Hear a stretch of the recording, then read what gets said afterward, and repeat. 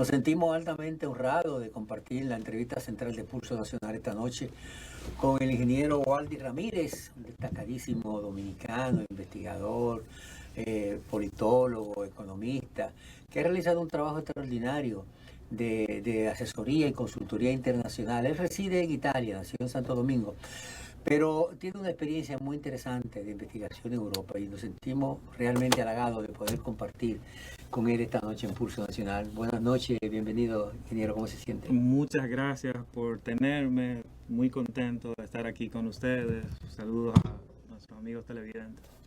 Hay un tema interesante que yo sé que es un tema que siempre es recurrente en el país, y es la situación de la República Dominicana y Haití, el problema fronterizo.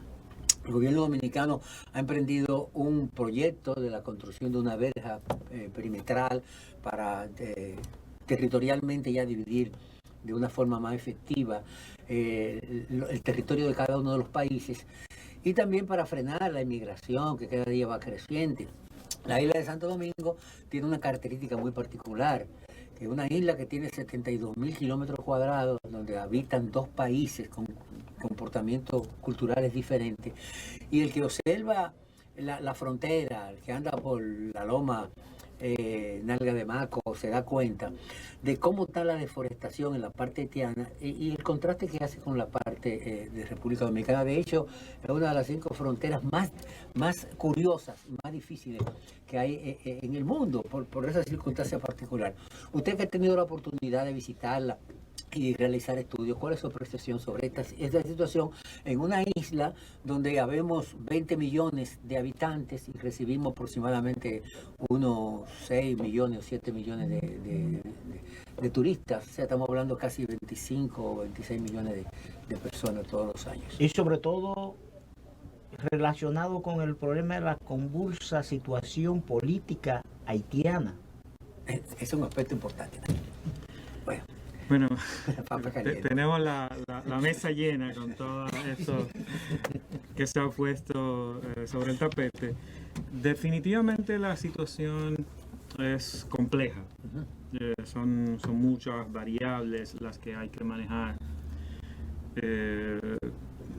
Habría que ver por dónde ustedes prefieren que enfoquemos, pero es amplio. El tema de la migración, los factores principales son siempre sociales, económicos.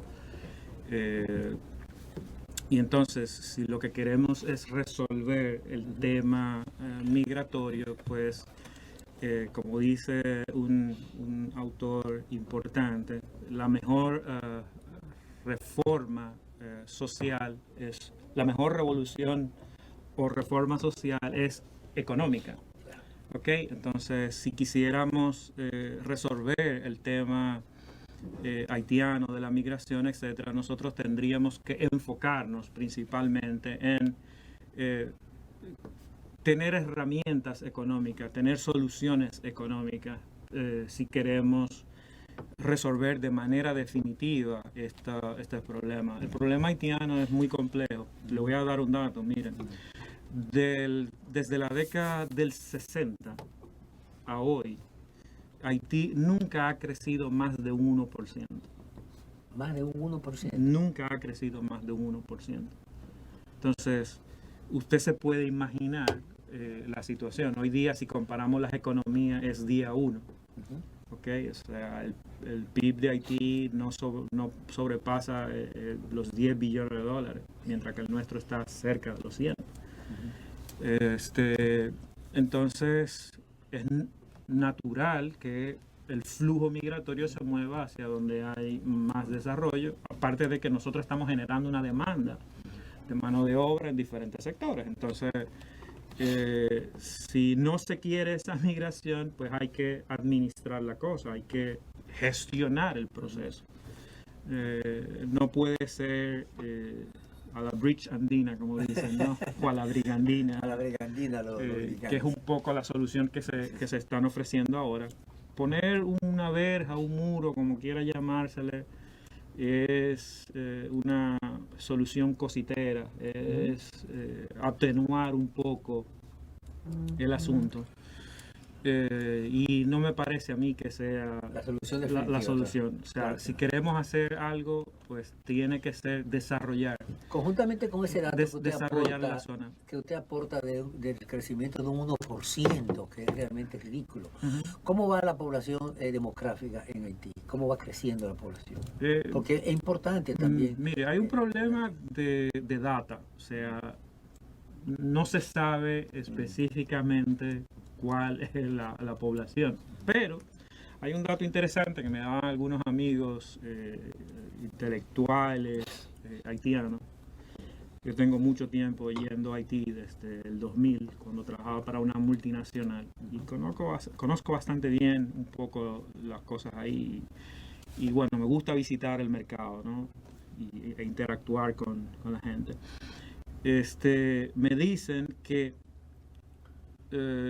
si bien el dato es que hay 12 millones, 10, 12 millones de personas, en realidad llega bienes de consumo en toneladas por el orden para satisfacer las necesidades de 20 millones. Wow. Y ¿qué pasa? Que todo se consume. No sé si Sí, o sea, perfectamente. es solo para dar un indicador, una muestra de lo que hay pues de ese lado. No sé si es que consumen demasiadas cosas o es que la Come toman mucho la población, no es lo que la indica, toman o la comercializan más para adelante, pero Pero estamos hablando, esa es la ayuda internacional que se recibe de alimentación. internacional cosas. y también pues el La producción intercambio, local, sí. la producción local y el intercambio también. Pero un índice importante Sí. que puede medir cosas de desarrollo. Pues- ¿Cuáles son sus recomendaciones para enfrentar la situación de Haití en sentido general? Tenemos el gran problema que República Dominicana no puede asumir Haití. No, Nosotros somos un país definitivamente. pequeño, No, pobre, no se- con muchas limitaciones. Hemos hecho todo lo que está a nuestro alcance. Siempre hemos sido los primeros, muy solidarios. Las parturientas vienen a Mire. usar los servicios sanitarios dominicanos. Mire, hace mucho sobre ese tema de las parturientas, yo escribí y publiqué a raíz de una donación de una universidad que se hizo de un expresidente Sí, muy, Leonel Fernández. muy cómico él, en el que, o sea, no se entienden las cosas, o sea, criticamos el tema de las parturientas, pero donamos una universidad. Entonces, ¿qué pasa? Que cuando usted va y ve, en Haití no hay un solo hospital para, ¿cómo se dicen? Estas clínicas, no es pediátrico, es... De asistencia primaria. no, a ver, De ginecología. no es ginecología, hay un término. Bueno, no hay un hospital especializado Para la natalidad. para la natalidad, O sea, no hay un solo. ginecológico. Exacto. Entonces, De maternidad. maternidad. No hay una Un centro de maternidad. no hay una sola maternidad. O sea, la población nace con comadronas. Sí, Y venir a República Dominicana, pues es la gran cosa, ¿no? claro, claro. Entonces, ¿por qué donar una universidad si Si necesitamos un hospital. si estamos criticando de este lado una serie de cosas? Entonces, hay que entender la situación. Lo digo a modo de referencia. Mi enfoque en términos de la solución haitiana, y he realizado un estudio que me tardó cerca de 6 meses sobre la situación de la frontera, es una solución integral, es una solución dominicana. Cuando Haití quiera, pues que se sume, pero nosotros debemos empezar a resolver la situación y es... Pero cuando usted habla de una solución dominicana, se refiere específicamente a crear condiciones para evitar el trasiego de ilegales. sí, a mire, República le voy a dar el siguiente dato. Cuando analizamos los índices de pobreza de la República Dominicana, la pobreza se concentra a lo largo de la franja fronteriza. ¿Ok? O sea, las provincias que tienen el mayor índice de pobreza son en la zona fronteriza. Por ejemplo, Elías Piña, el índice de pobreza ronda por el orden del 85%. Pedernales, toda la franja. Dajabón. Okay. Entonces, ¿qué pasaría si de repente nosotros suprimimos esos niveles de pobreza? Nuestro índice de desarrollo es así, ¡boom!, se dispara.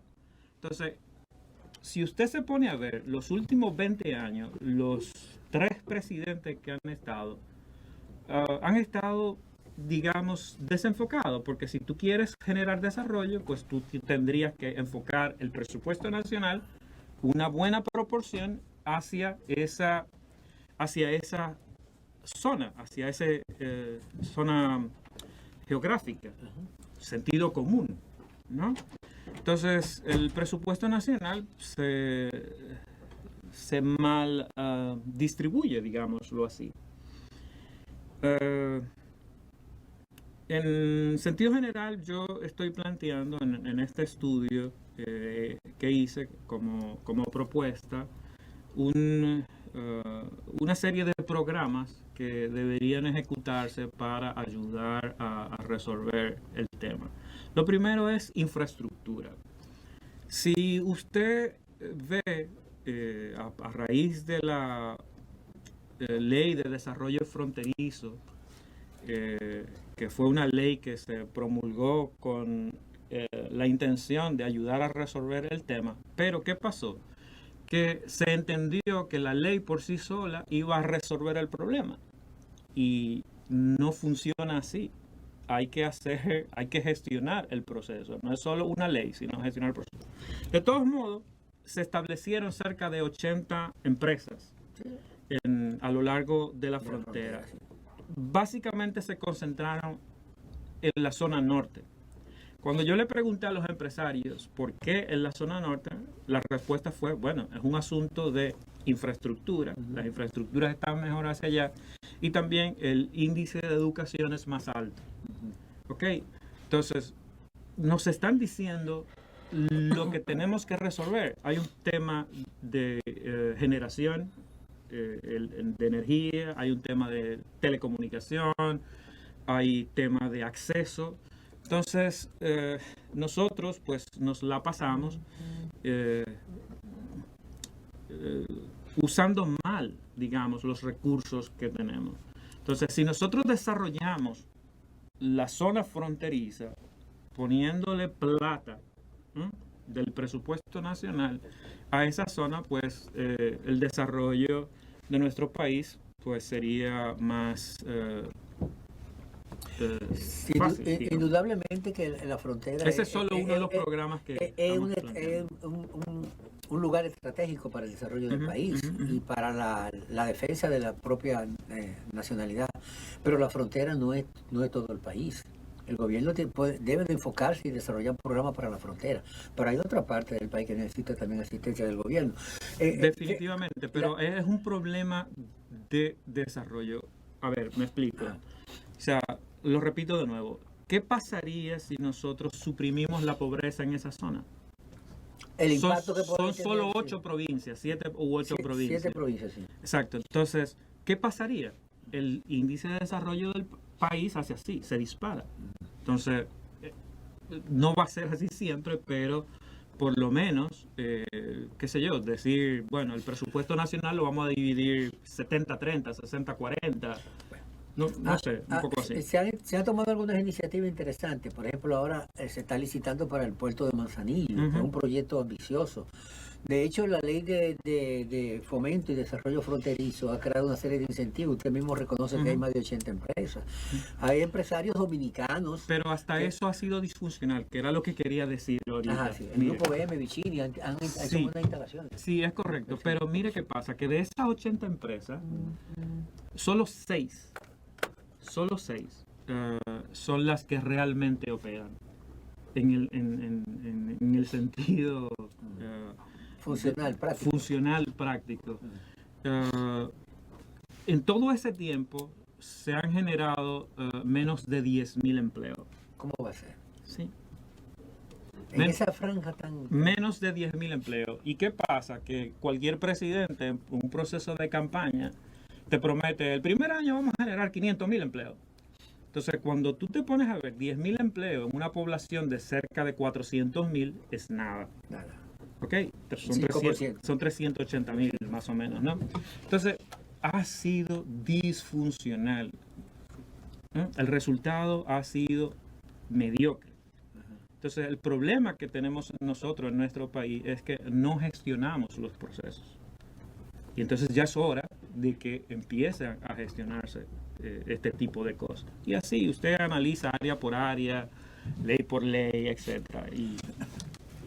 Y es patético.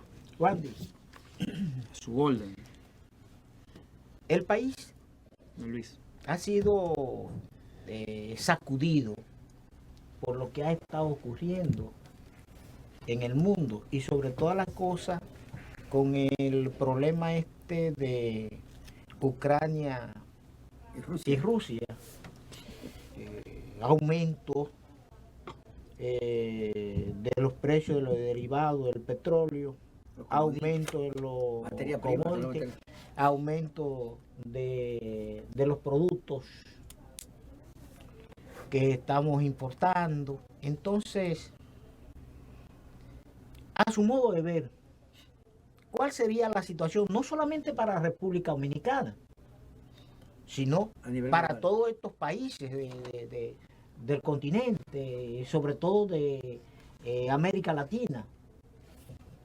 Países un poco con más situación, con situaciones mucho más difíciles a nivel económico, social, etcétera, que República Dominicana. Y a veces República Dominicana con muchos más problemas que otros por el desarrollo desigual. ¿Cuál será, a su modo de ver, la situación para los próximos tiempos que afectarán estas naciones como consecuencia de ese problema de Rusia y Ucrania?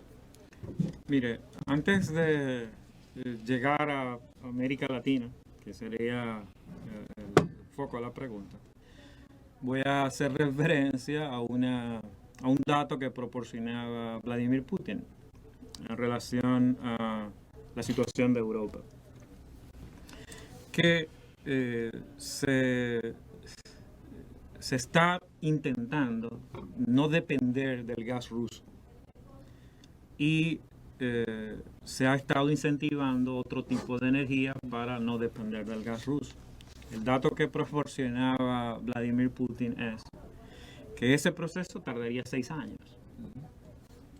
Así que no es tan simple esa solución que está tratando de proporcionar Rusia. Por lo menos no es tan rápida. No es tan rápida, pero no solamente eso, sino que la cantidad de recursos que habría que implementar para eso, habría que prender la imprenta de euros, ¿no? Y entonces, pues eso generaría unos niveles de inflación enormes, sí. muy fuertes. Fíjese usted que, por ejemplo, la inflación en muchos países de Europa no pasaba del 2%. No pasaba del 2%. Entonces, prender la imprenta significa crear una situación muy difícil. Viniendo acá y siguiendo el hilo de la inflación, pues esas son también, es también uno de los pronósticos que hace el Fondo Monetario Internacional. Entiende que va a haber serios problemas, disturbios a lo largo de toda la región, de todo el continente latinoamericano. Inflación también altísima. Fíjese usted, la inflación de Estados Unidos, del mismo Estados Unidos, por ejemplo, ha sido la más alta los últimos 40 años. Así es. Dicen que está por el orden de un 7. Aquí algunos dicen que está por el orden de un 9. No me parece. Pero el asunto es que cuando se dice que es de un 9, es probable que la ponderada sea un 18. Y eso crea un problema serio en la sostenibilidad o en las intenciones que tiene el gobierno Dominicana en este momento, que está en un proceso de reelección. Yo les diría que no se vistan, que no van. Yo les diría que esa reelección es un proyecto inviable, insostenible, porque si esa inflación que dicen que anda por el orden del 14, yo estimo que anda por el orden del 18, si el Banco Central dice que está en un 9, es posible que sea un 18. Y esto en una tendencia a empeorar. ¿Qué pasa? Que si tú tienes 100,000 pesos en el banco, para hacer el cálculo redondo, la inflación te va a comer, digamos, el 20% en un año. En 2 años, el 40%, para hacer el cálculo simple. O sea, si tú tienes 100,000 hoy y lo dejas en el banco 2 años, te van a quedar 60. Pero si el presidente se reelige y la cosa sigue empeorando, como por ejemplo en Argentina, que la inflación ronda el 50% hoy. Una crisis fuerte. Exacto. Significa que te quedan 60 y en 4 años el resultado es negativo. O sea, tú le vas a deber al banco. Sí, O sea, se te van a fumar esos 100,000 pesos que tú tenías. Entonces, no es real que la población dominicana vaya a apoyar una reelección. ¿Por qué? Por lo que acabo de decir. Por el impacto económico. Hay que evaluar otros factores. Y es la situación general de la economía y el impacto que ha tenido el panorama a nivel mundial. Por ejemplo, la situación de la pandemia.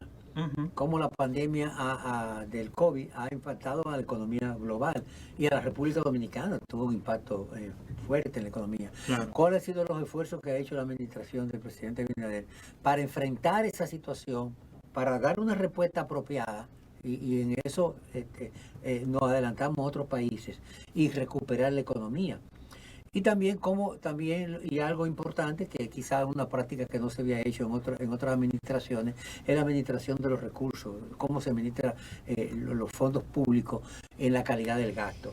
Son indicativos de que realmente hay un interés de que las cosas se hagan diferentes. Ojalá que eso sea así, porque el país lo que necesita es enfrentar los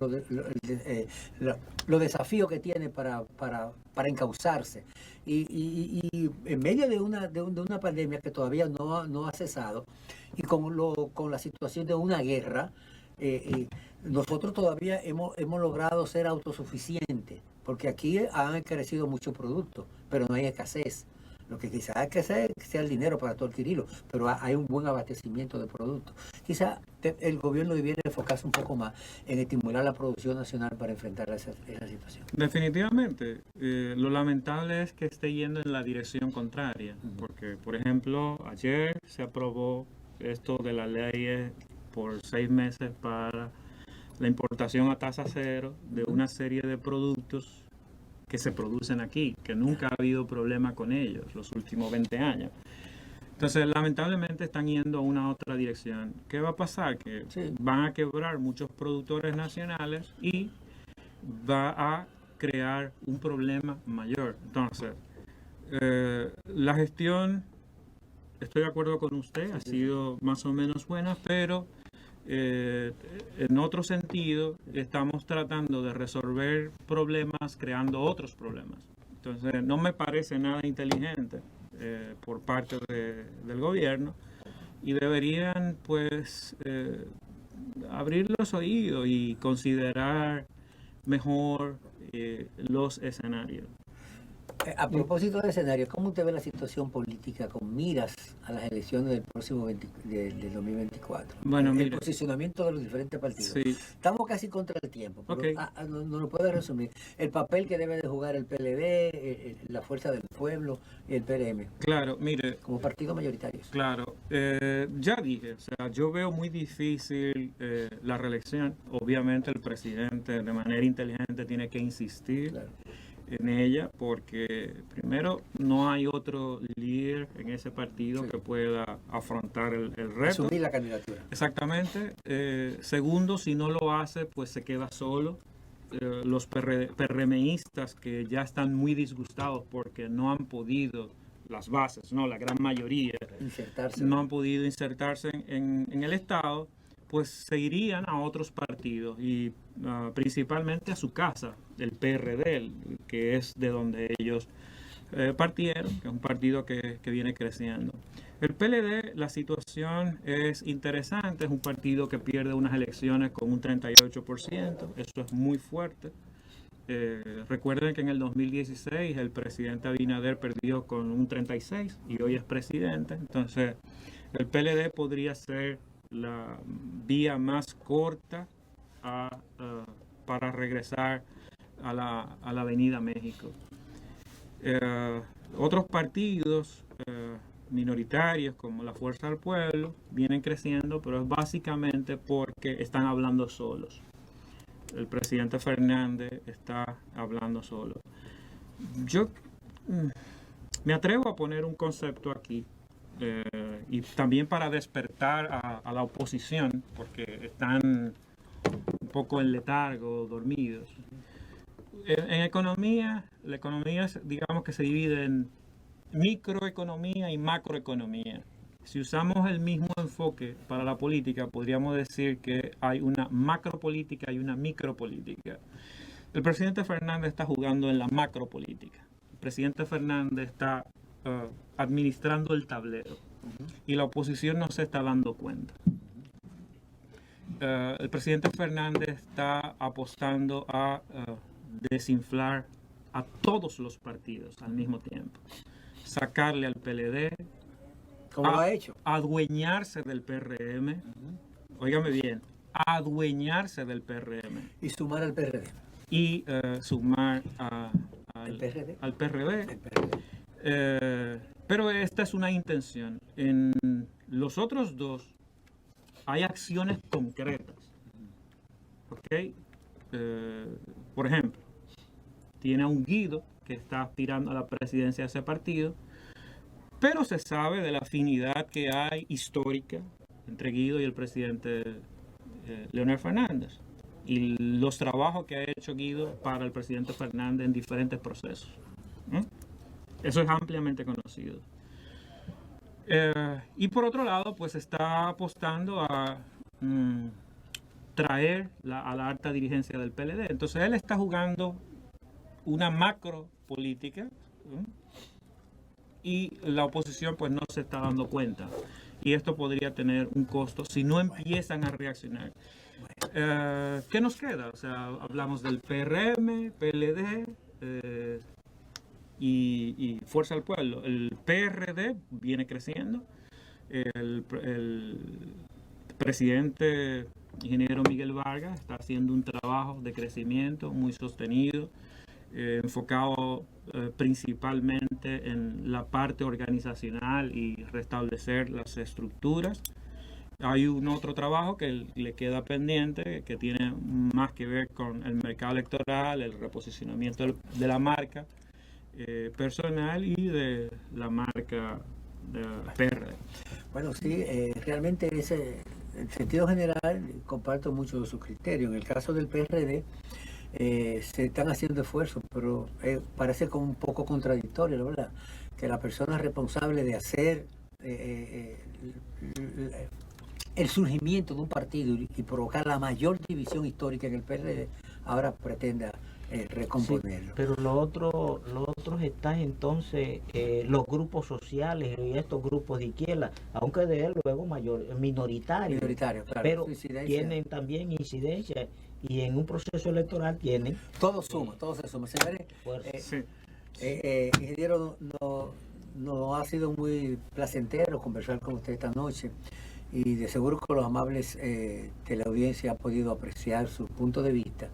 Y nos resta agradecerle su participación, invitarle, dejarle la invitación abierta para en otra oportunidad seguir profundizando sobre tantos temas interesantes que podemos abordar. A ustedes, amigos, no se vayan porque hay mucho más hoy aquí en Pulso Nacional.